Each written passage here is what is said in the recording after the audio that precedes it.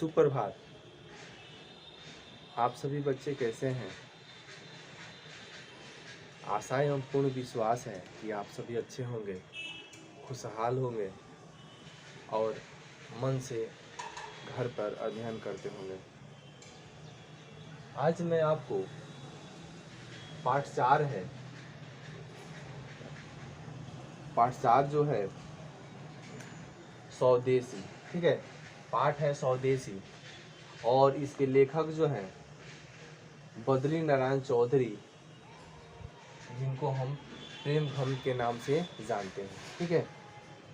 यहाँ पे ध्यान दीजिएगा, यही पाठ हमको पढ़ाना है।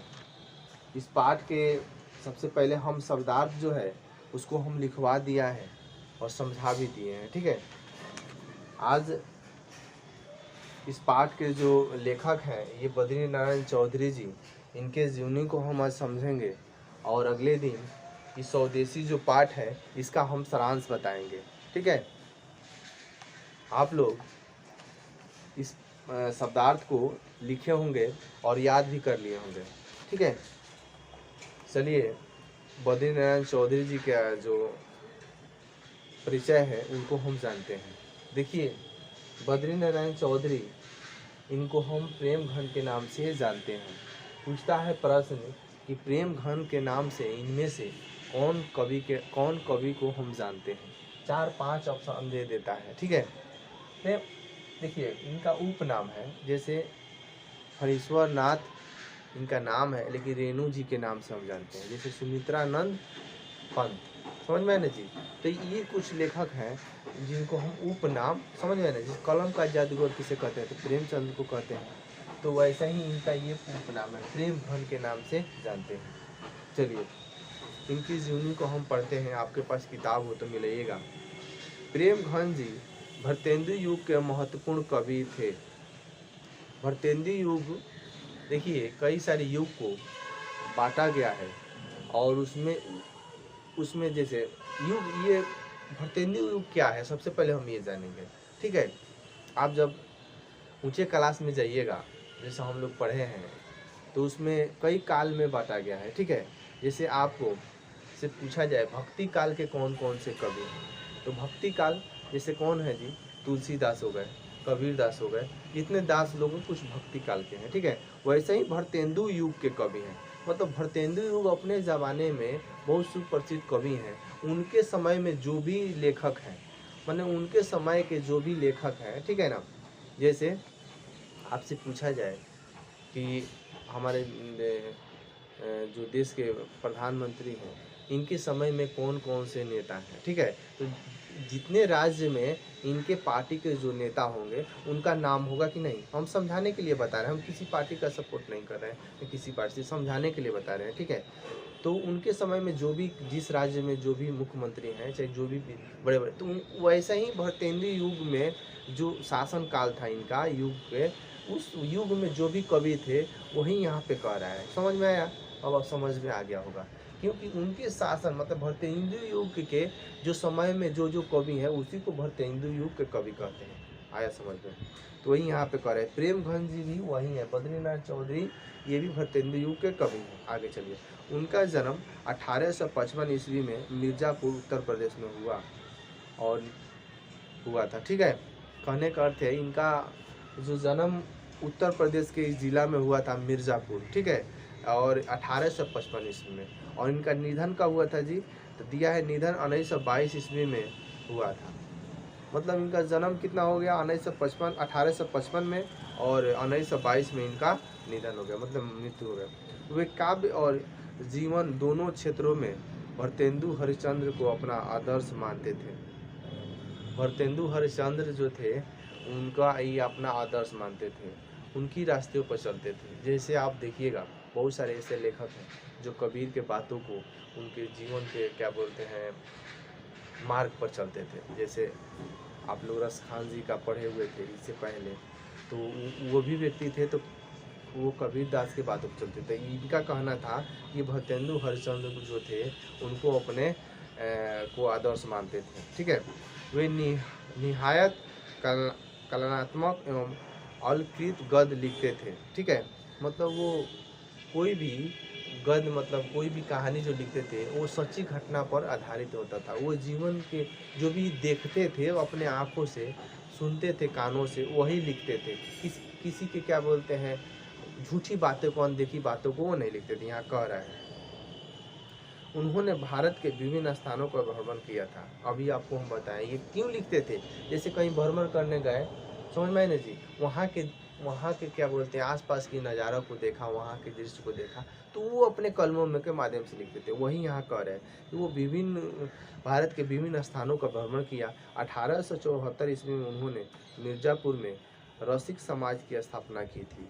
उन्होंने आनंद कादबिनी मासिक पत्रिका और नागरी नीरद नामक साप्ताहिक पत्र का संपादन किया था। इन्होंने दो, देखिए यहाँ पे दो पत्रिका का संपादन किया है। सबसे पहला है आनंद कादबिनी, ठीक है, और दूसरा जो है नागरी नीरद।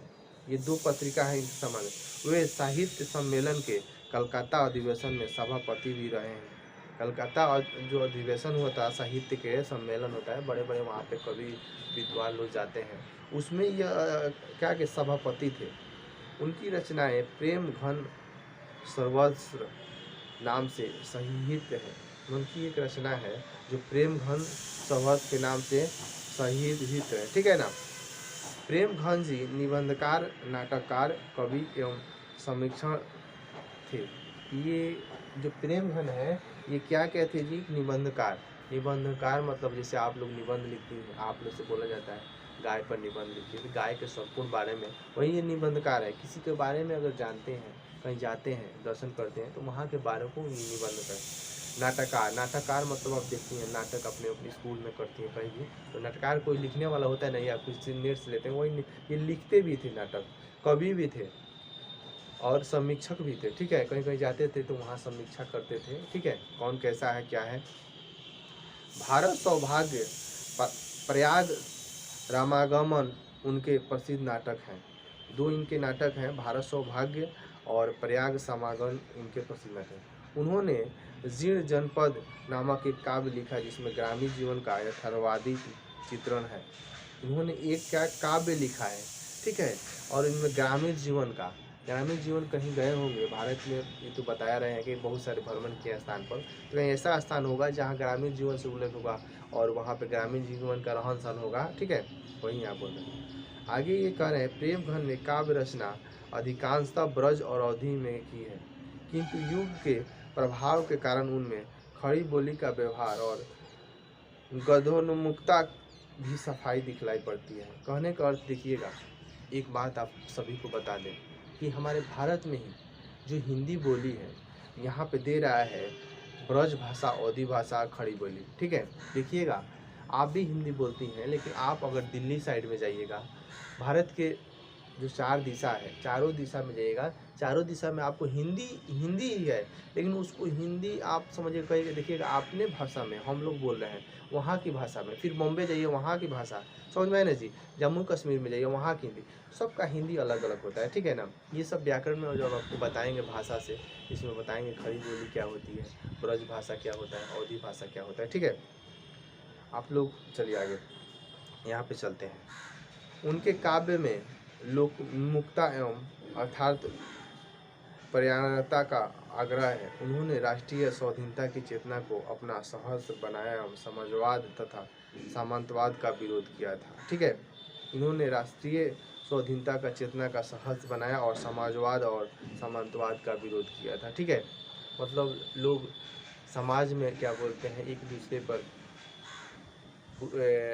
ऊंच नीच के भेदभाव करना, किसी क्या बोलते हैं ज़बरदस्ती क्या बोलते हैं किसी पर कब्जा करना, समझ में आए ना जी, तो ये कहते हैं अपने बातों को समझ ज़बरदस्ती किसी से पालन कराना। ठीक है, आगे करें।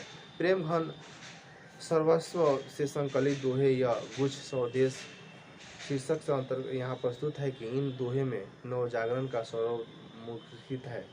दोहे की विषय वस्तु और उनका काव्य वैभव उनके शीर्षक को सार्थकता प्रदान करता है। कवि की चिंता और उनकी सौभाग्यता आज कहीं अधिक प्रशंसीय है। ये जो प्रेम स्वदेश है इसमें स्वयं ये अपने देश, स्वयं मतलब स्वयं, अपना देश के बारे में इसमें वर्णन किया गया है। ठीक है, आप यहाँ देखिएगा, यहाँ पे दिया गया है, आपके पास पुस्तक होता मिलाइएगा। ये जो लिखे हैं ये दोहा। ठीक है, तो इस दोहे में ये क्या बोलते हैं, अपने देश के जो रहन सहन है, शैली है, यहाँ का पर्व त्यौहार है, यहाँ का क्या बोलते हैं संस्कृति है, इसके बारे में इसमें वर्णन किया गया है। ठीक है, तो कल हम आपको इसके जो स्वदेश पाठ के सारांश है इसको हम समझाएंगे। ठीक है, उसके बाद से हम अगले पाठ की ओर चलेंगे। सुमित्रानंद पंत जी का है भारत माता। ठीक है, लेकिन आप लोग इसको 1-2 बार और पढ़ लीजिएगा, इसमें कुछ खास नहीं है। यहाँ पे उनके जीवन मरण से संबंधित बातें दिया गया है, कुछ इनके साप्ताहिक पत्रिका है उसको दिया गया है, और यहाँ पे हम इनका रचनाएं कुछ दिया गया है। ठीक है, इसको पढ़ लीजिएगा। ऑब्जेक्टिव क्वेश्चन आपके परीक्षा में बनते हैं इससे। ठीक है, ऑब्जेक्टिव क्वेश्चन का हम भी इस वीडियो बनाएंगे आपको। ठीक है, बहुत से ऑब्जेक्टिव क्वेश्चन है।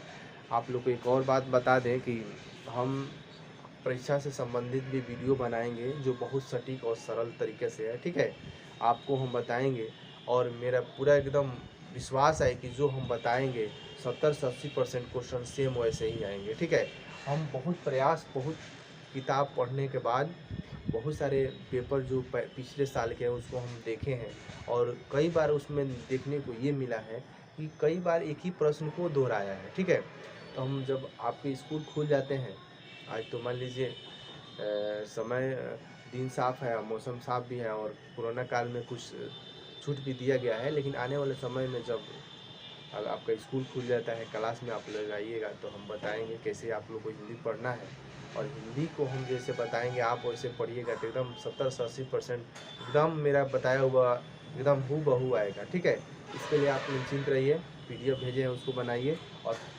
दोनों पुस्तक जो है बारी बारी से पढ़िए। ठीक है, तो आज के लिए बस इतना ही, अगले वीडियो में मिलते हैं।